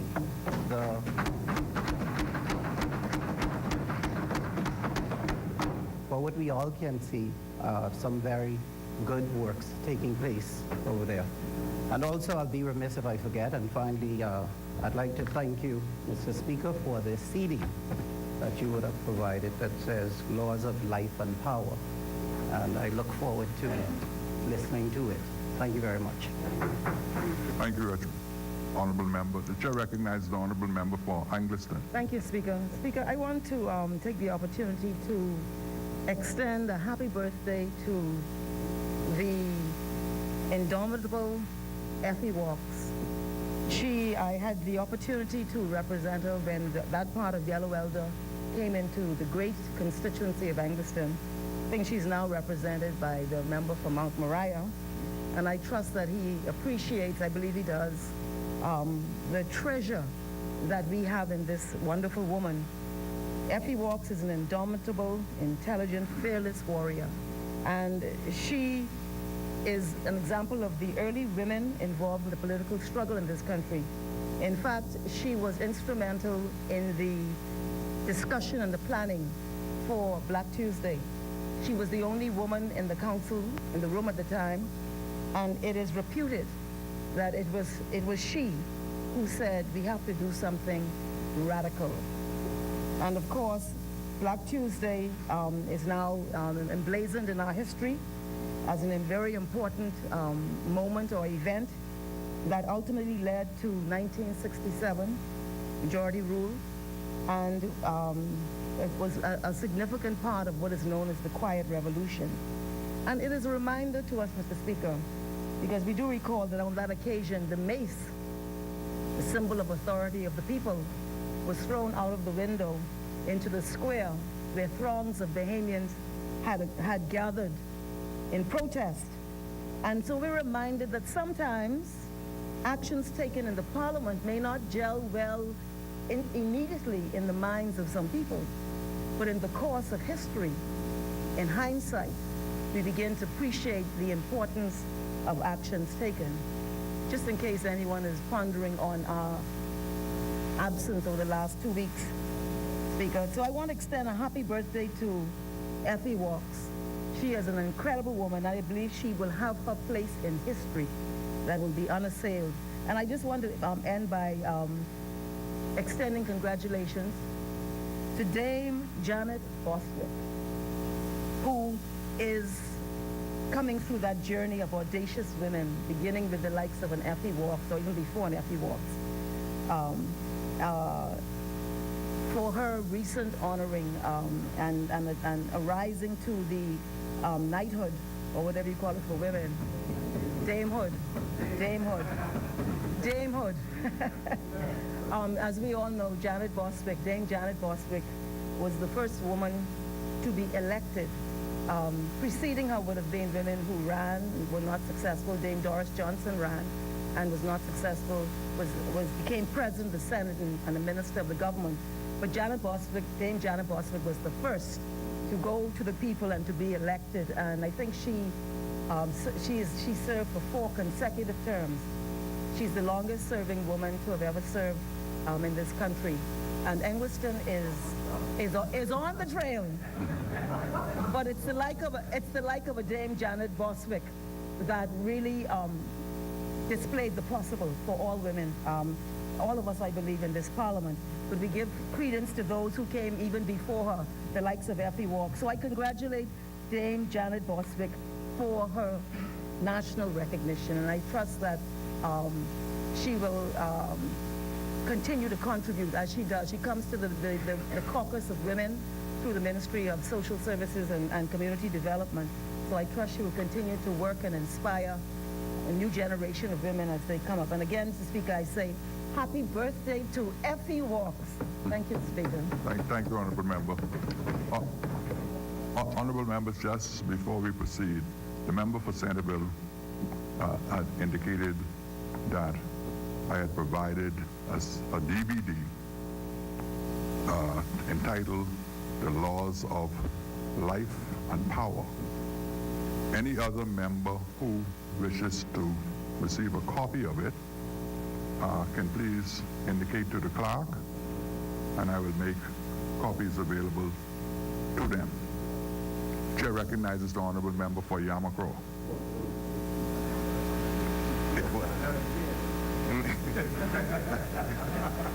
Mr. Speaker, is with a deep sense of pride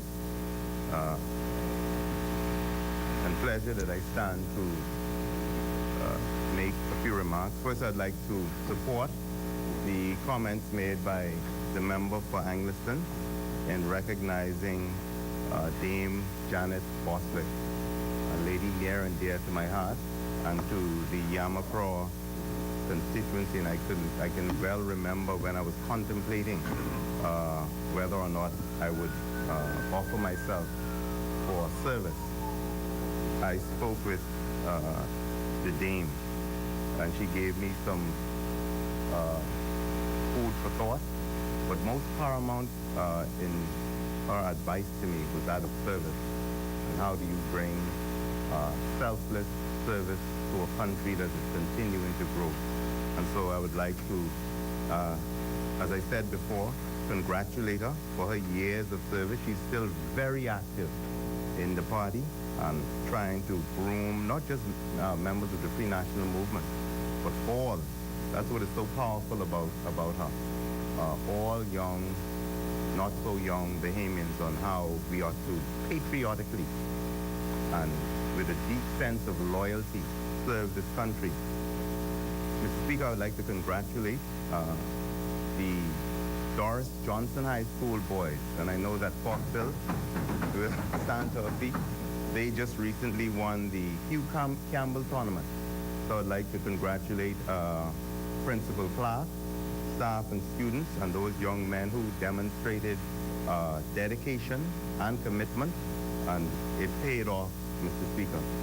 Mr. Speaker, I would like to also inform members of the public, and I know that the Minister of National Security will reinforce this throughout the month. In the month of March, the police department will be celebrating 176 years of being in existence.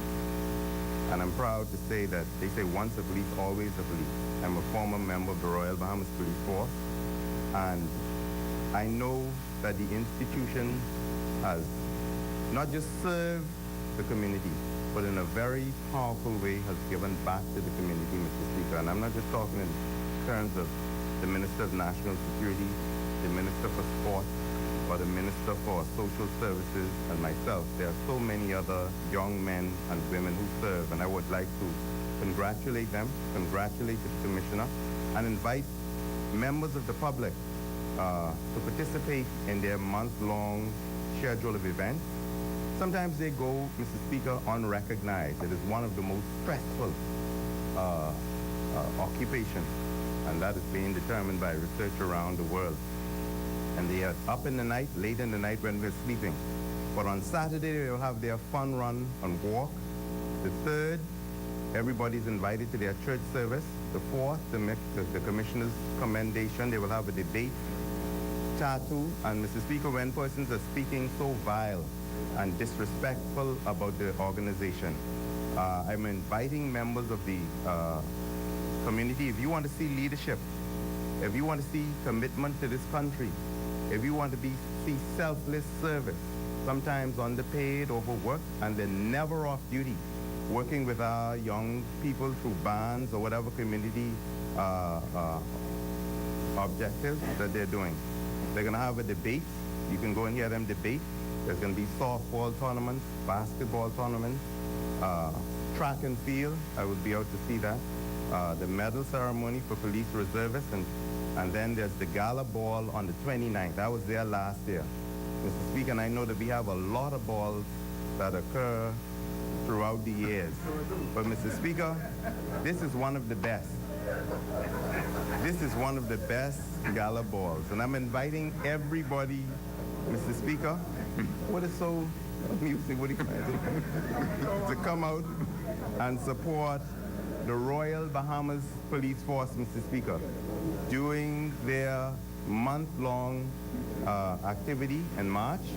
Mr. Speaker, the Yamacraw community, along with everything else that we're doing, we're going to be hosting on the 9th of March an old school dance, and we're inviting everybody from the Free National Movement and members of the public to come and celebrate with us. But do not forget the month-long activities for the Royal Bahamas Police Force. Thank you very much. Thank you, Honorable Member. Honorable members, the chair recognizes the Honorable Member for Golden Gates. And in future Golden Gates, when you stand to your feet, remain standing. Thank you for that advice, Mrs. Speaker. Thank you, Mrs. Speaker. Mr. Speaker, I rise on behalf of the good people of Golden Gates. It is truly a privilege and an honor to represent them in this honorable chamber, Mr. Speaker. Mr. Speaker, this is the first time that I am speaking in this honorable chamber since being appointed Parliamentary Secretary in the Ministry of Social Services and Urban Development, effective the 31st of January, 2019. And Mr. Speaker, with your leave, I'd like to publicly thank a number of persons, sir. I want to publicly thank the Prime Minister, the Most Honorable Dr. Hubert A. Minnis, the member of Kalani, for appointing me as the Parliamentary Secretary in the government of the Bahamas, and for the confidence he and the Cabinet repose in me. Mr. Speaker, I also take this time to express my heartfelt appreciation to the Governor General of the Bahamas, Her Excellency Dame Marguerite Pinlan, for graciously swearing me in as Parliamentary Secretary, sir, on Monday the 4th of February 2019 at Government House. Mr. Speaker, I also want to express my appreciation to the Honorable Minister Frankie Campbell of Social Services and Urban Development, who extended a warm welcome to me, along with Mrs. Cheryl Lee Smith, the Permanent Secretary, Mrs. Lillian Quan Forbes, the Director of the Department of Social Services, and the many persons both at the ministry and the department. I also thank the persons at the Ministry of Finance, the Deputy Prime Minister and Minister of Finance, who assisted my transition. As you are probably aware, sir, I spent the prior 13 months from the 4th of January 2018 to the 30th of January 2019 as Executive Chairman of BAIC, and as a result, I would be remiss, sir, if I did not publicly express my thanks to the board, the management, and staff at the corporation for the many things we achieved in such a short time, working together to deliver for the Bahamian people. Mr. Speaker, I now move to the great constituency and the people of Golden Gates. I'd like to publicly express my deepest sympathy on the passing of several persons in Golden Gates. Just this past weekend, Allison Colley lay to rest her husband, Mr. Eric Colley. Recently, Euthlie Miller and her family laid to rest her mother, Ms. Eliza Rogers Miller, a former guidance counselor at S.C. McPherson, my alma mater. Mrs. Rogers Miller was also the aunt of Reverend Leonard Miller and Levant Miller, our association chairman, and Catherine Rogers, our former chairman and current secretary. Also, Ms. Sally Dill, former association executive for many years. Her sister, Ms. Gertrude Gator, was recently laid to rest. Mrs. Palm Bryce's brother, Reginald Grant, was also laid to rest. Mrs. Joyce Burrows, wife of Bishop Goliath Burrows, her brother-in-law, Mr. Otis Monroe, was also laid to rest. Mrs. Sherman Stevens' sister-in-law, Aurelie Stevens, was also laid to rest recently. May all of their souls rest eternal, and may perpetual light shine upon all of them. Mr. Speaker, we have continued our food and clothing drive. We attach great significance and importance to this, as there are many people still facing challenges today. For some time now, we have encouraged people who live in Golden Gates to donate food, non-perishable items, and clothing so as to assist our less fortunate brothers and sisters in our constituency. We are having a South-South at the constituency office on St. Vincent Road this coming Saturday from 8 a.m. to 12 p.m. Last year, Mr. Speaker, we had a basketball tournament. It's our second consecutive one. And we were very pleased and most excited that we had none other than the legendary coach, John Todd, who ran the tournament for us. I know him well because when I went to the S.C. McPherson Junior High School, he was a PE teacher there, and he taught me PE. And he was the coach for the team at that time. And he was ably assisted, by a younger coach, Gregory Cash, who also did a very good job. By the way, I should add, both of them live in Golden Gates, Mr. Speaker. Mr. Speaker, we were also assisted very ably with 3 referees who did a wonderful job, Terrence Red Eye McSweeney and Robert Bob Smith, both of Golden Gates, and Van Hutchinson. And we thank them all for a job well done. We also want to recognize Prince William Falcon's coach, Ernest Saunders, whose junior and senior boys teams won both divisions. And I should mention, Coach Saunders also lives in Golden Gates. The Open Division was won by a Golden Gates community team. Now, Mr. Speaker, I told them that this year, Mr. Speaker, we need to ensure that we have both boys and girls divisions, or mixed gender teams. I cannot conclude this, Mr. Speaker, without taking my hats off, so to speak, without acknowledging the players, our boys, engaged in good, clean fun and competition. For the second year, no fights, no swearing, no negative attitudes, just good, clean fun and competition. And there was more than 200 of them, Mr. Speaker, our young men. Oh, and vendors, Mr. Speaker, I'm told they all made money. So, Mr. Speaker, we've had two good years, and finally, Mr. Speaker, 2 Sundays ago, along with Mr. George Gadet and Mr. Levant Miller, I attended and I was privileged to bring remarks at a church service celebrating Bishop Ross L. Davis's 49th anniversary at Golden Gates World Outreach Ministries, formerly Golden Gates Assembly. I wish to thank Bishop Davis and his wife, Althea Davis, pastor, for the many years of servant leadership they both have provided to the Golden Gates community and the broader community. Just imagine, by the grace of God, next year will be their silver jubilee, 50 years completed. May God continue to bless them and their work. Mr. Speaker, I thank the people of Golden Gates, and I thank you, sir, for your indulgence. Thank you. Thank you, Honorable Member. Honorable members, we have exhausted the 30 minutes, but I will extend the time principally because of the patience exercised by Golden Gates prior to getting his opportunity. The chair recognizes the Honorable Member for Pine Ridge. Thank you. I shall not be long at all. I just wanted to join in with the chorus of congratulatory remarks to that of Dame Janet Bostwick. The Bostwicks, have made major contributions to the Commonwealth of the Bahamas, both in terms of the family in general. Also to Ms. Walks, who I also know quite well, want to wish her a happy birthday. But I particularly stood on my feet because I wanted to congratulate Yamakroa, the fine Jaguar, St. George's Jaguar, who played against Dame Doris Johnson team. And I want to commend the Jaguars from Grand Bahama, who did a tremendous job and made it a quite difficult night for the students and players at Dame Doris Johnson. And let me also congratulate Dame Doris Johnson High School for how they were able to win the championship, but Grand Bahama made sure it wasn't easy. So we congratulate those teams, but particularly the young men and the school there in Grand Bahama St. George's for doing such a fine job and representing us in Grand Bahama. God bless.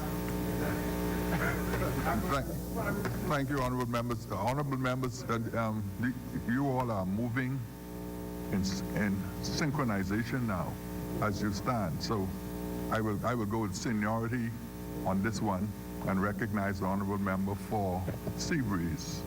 And Fox Hill, you will be next. Thank you, Mr. Speaker. Thank you, Fox Hill, for your indulgence. Mr. Speaker, I'll be very brief. I would just like to quickly bring two announcements for the constituency of Seabreeze and four congratulatory remarks.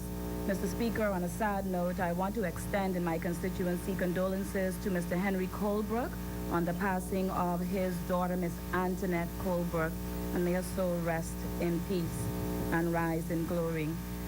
Tonight, Mr. Speaker, at 7 p.m., the Seabreeze constituency will host its town hall meeting.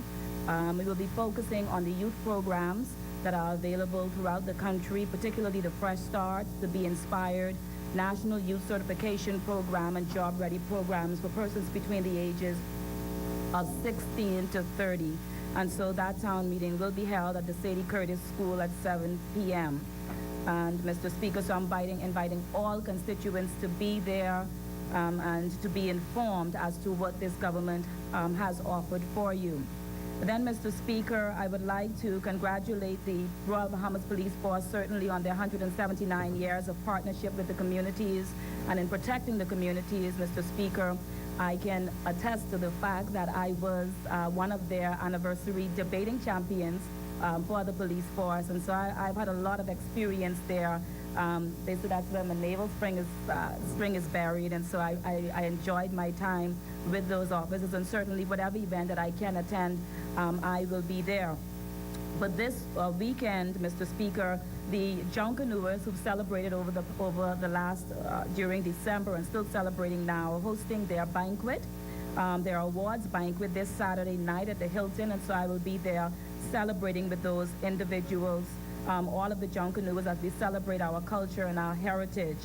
Mr. Speaker, many persons don't know, but the Ministry of Youth, Sports and Culture, in particular the Division or Department of Sports, works very closely with the Ministry of Education as well as the Ministry of tourism, and aviation. And so for the most part, high school tournaments are for the most part managed by the Ministry of Education and perhaps in collaboration with private entities. And so such was this Hugh Campbell. I had the opportunity of throwing the ball at the opening. I was there, but I was not there at the end to support that event that was hosted overall by the Ministry of Education. But Mr. Speaker, I want to congratulate very quickly Doris Johnson Senior High School, the Mystic Marlins, on their performance. My informers tell me that 2 overtimes, Heinrich, the Jaguars sent us into 2 overtimes, St. George's. So we want to congratulate them on their stellar performance. We know that Grand Bahama always does well and produce great fruits, and so they're all winners to us. On the cultural front, very quickly, I want to indicate that the National Arts E. Clement Bethel Festival is continuing to run throughout the islands of the Bahamas. I will make an official statement, or I propose to make an official communication next week, as well as Junior Junction, who is continuing throughout the islands. And finally, Mr. Speaker, I want to extend congratulations. We have already, as a part of the women here in Parliament, written the Dame, Janet Boswick, to congratulate her on the feat that was accomplished in attaining the damehood. And certainly we have arranged that we would communicate with her in a more formal setting and congratulate her on that worthy accomplishment. Mr. Speaker, I do thank you. Thank you, Honorable Member. The Chair recognizes the Honorable Member for Fox Hill. Speaker, Mr. Speaker, I rise on behalf of the wonderful people of the great constituency of Fox Hill. And as clock is ticking, I want to join my colleagues in congratulating Doris Johnson on a fantastic feat. Long Island threw out an invitation or a challenge to come to Long Island because they're going to keep the trophy. I am telling him to be careful. If Doris Johnson were to come into Long Island, all the trophies would be gone. All would be gone. So congratulations to the Mystic Marlins. And while most of you are very familiar with what happened at the Hugh Campbell tournament, some of you might have missed what happened at the GSSS tournament, where Doris Johnson again held the trophy high by overcoming P.I. Gibson at that time in a very closely fought championship. So we were ready for this one. This was a foregone conclusion for us. I also want to say a very heartfelt thank you and congratulations to Coach Jimmy, well, the principal of Doris Johnson, who is Jimmy Clark, the Foxville guy. So all of that came together along with Coach Bowles for the win for a fantastic group of young men. And I also want to say congratulations to the Doris Johnson girls who played down in Grand Bahama. Mr. Speaker, there's a lady in Foxville who was 105 years old. I said happy birthday to her in February at the beginning of the month. But just on Monday, the Governor General, Her Excellency Dame Marguerite Kinling, was able to come to Foxville and be with her. Now I know they have a time frame on those visits, but this was so good. They asked me, is she cognizant? Can she speak? Can she this? And they held forth a conversation that nobody thought would end. And so to Ma Gwen and to the family in Foxville, again, happy birthday, and thank you to the Governor General, and thank you very much to the Royal Bahamas Police Force, who gave us the loan of their pop band to sing happy birthday to her. I want to thank Mr. Philip Smith and the Feeding Network. They work out of Mosep House in Foxville and Foxville St. Anne. And Sunday before last, they fed over 4,000 people between Foxville, Baintown, Kemper. So congratulations, and keep up the good work, Philip Smith. I want to congratulate also the Minister of Tourism on the great job that he's doing, and also to say that Clifton Heritage National Park was one of those institutions that is the fourth runner-up, fourth place as the best heritage attraction in the Caribbean. So thank you very much to the staff at Clifton Heritage National Park. Job well done. Thank you, Mr. Speaker. Thank you very much. Thank you. Further member statement?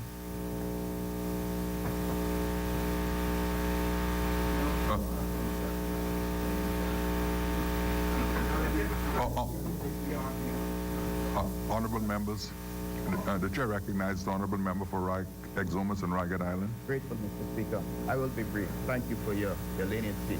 Mr. Speaker, on behalf of the people of Exuma, in the absence of the Minister of Tourism and Aviation, I want to say how grateful we were for the opportunity as stakeholders recently to give feedback with respect to the proposed design for the new airport at Georgetown. And we trust that the feedback given would be accepted in the spirit that it was. And we hope that there will be an opportunity to incorporate some of that feedback into the design as we build an airport for the future. So thank you very much, Speaker. Thank you, Honorable Member. Honorable members who still wish to make statements, if you can make it real brief now, because we have extended the 30 minutes and we are in a period of grace now. The chair recognizes the Honorable Member for Bain and Grantstown. Quickly, Mr. Speaker, I only wish to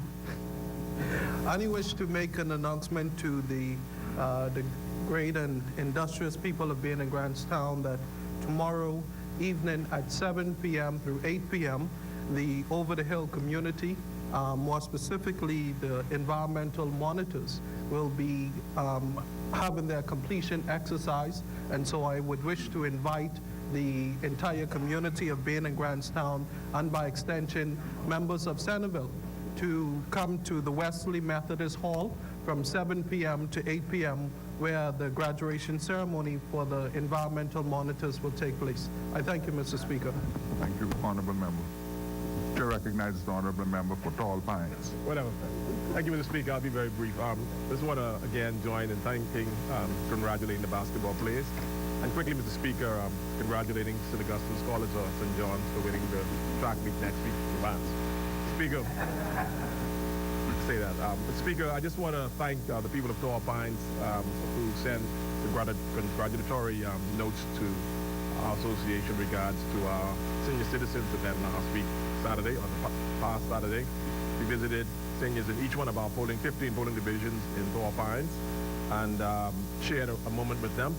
We want to thank all persons who participated and thank those senior citizens for sharing their views about the nation to us, even at the tender age that they are now.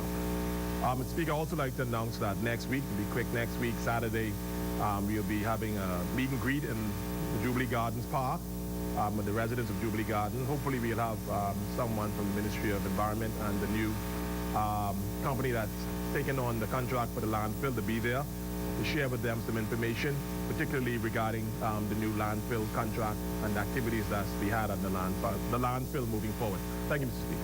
Thank you, Honorable Members. Honorable Members, as we wrap up member statement, just want to bring to the attention of those persons in Nassau Village that this evening in Sadie Curtis, at Sadie Curtis Primary, the Minister and the member for Seabury's announced that there will be a meeting that can benefit the young people from the contiguous constituencies in that area.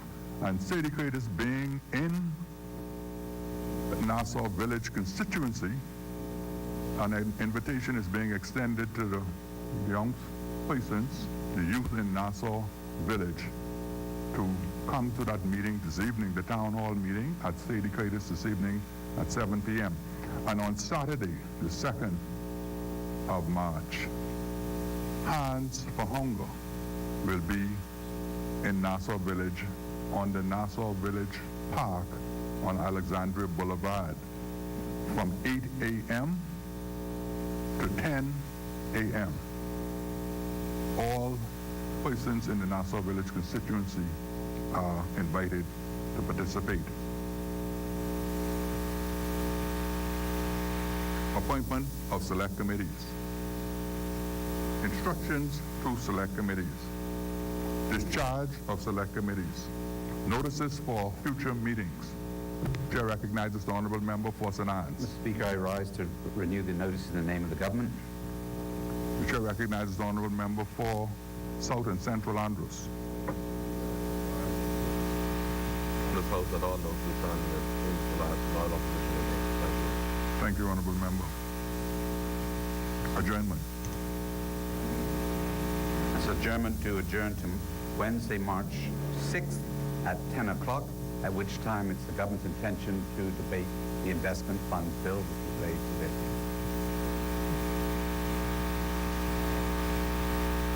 Is there a seconder? Yeah, Chair recognizes the honorable member for Cat Island, Rumkey, and San Salvador. Just wondering whether there'll be an opportunity to debate the halftime budget, mid-year budget, and when that will happen. Chair recognizes the honorable member for East Grand Bahama. Thank you, Mr. Speaker. Mr. Speaker, there is no resolution for borrowing attached to this. So the debate is not considered necessary, but the leader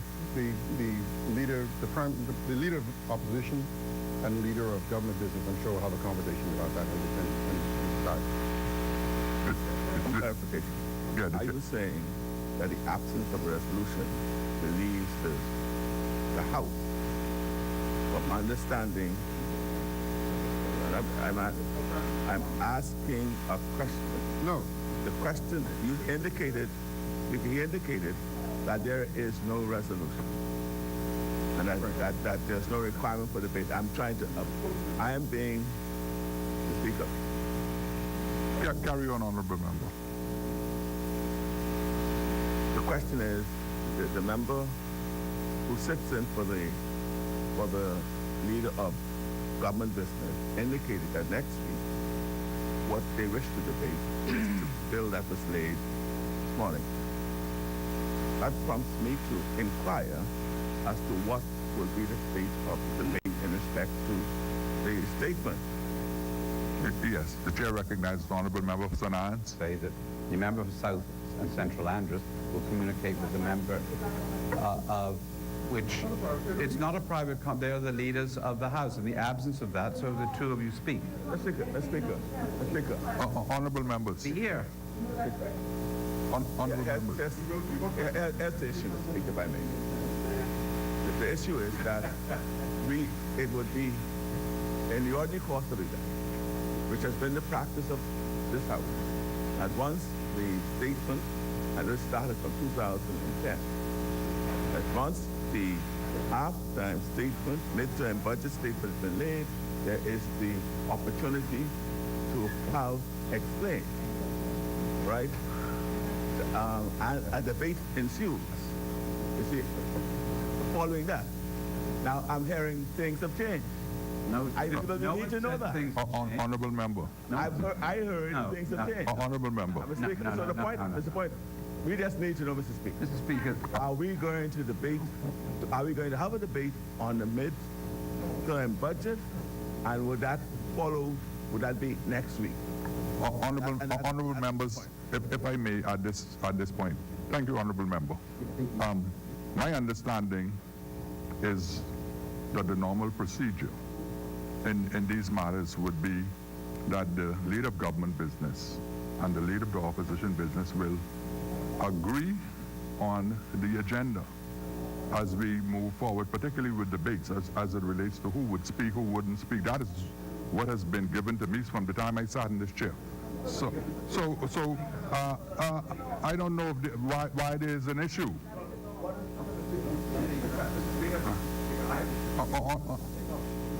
Honorable member. No, I don't. The member for St. Anne's is on his feet. Please. On the notice for adjournment, I said it was the government's intention to deal with the investment funds bill next week. The leader for the government business of the island, we said for the leader for the opposition business to get with him to schedule the way forward. Because, number one, the members of the opposition were not here to deal with it, and so therefore we can deal with this with the two leaders and come back to the House during the week of it. Mr. Speaker, I move the House to now adjourn. Honorable members, I'm satisfied that the arrangement, particularly in the circumstances that we met. See, honorable member, there is no need to prolong, in my estimation, this issue.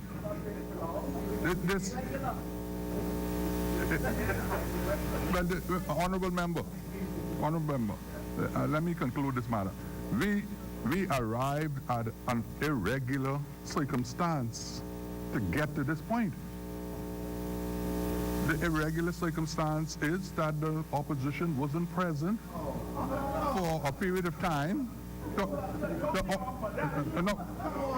Honorable member, resume your seat. Resume your seat, honorable member. Resume your seat. Honorable member, resume your seat.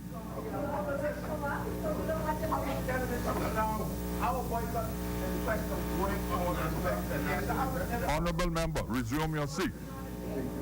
And I'll tell you how it became an issue. I'll tell you how it became an issue. The member for Bamboo Town, who is the government leader of business, would not have had the opportunity to discuss with you over the past 2 weeks in this Parliament. Honorable member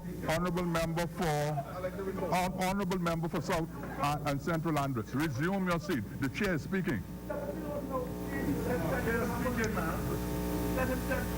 There's a motion on the floor. There's a motion on the floor. The motion is for adjournment. The chair extended the courtesy for the intervention. Well, the chair is satisfied that you will know when the member for Bamboo Town, who is the government leader in business, and the member for South and Central Andres communicate and determine. Honorable member, resume your seat. Resume your seat. Resume your seat.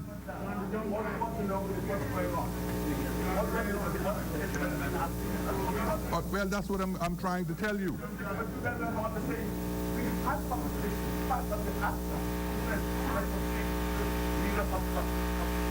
Honorable member, you are not recognized. Resume your seat. Honorable.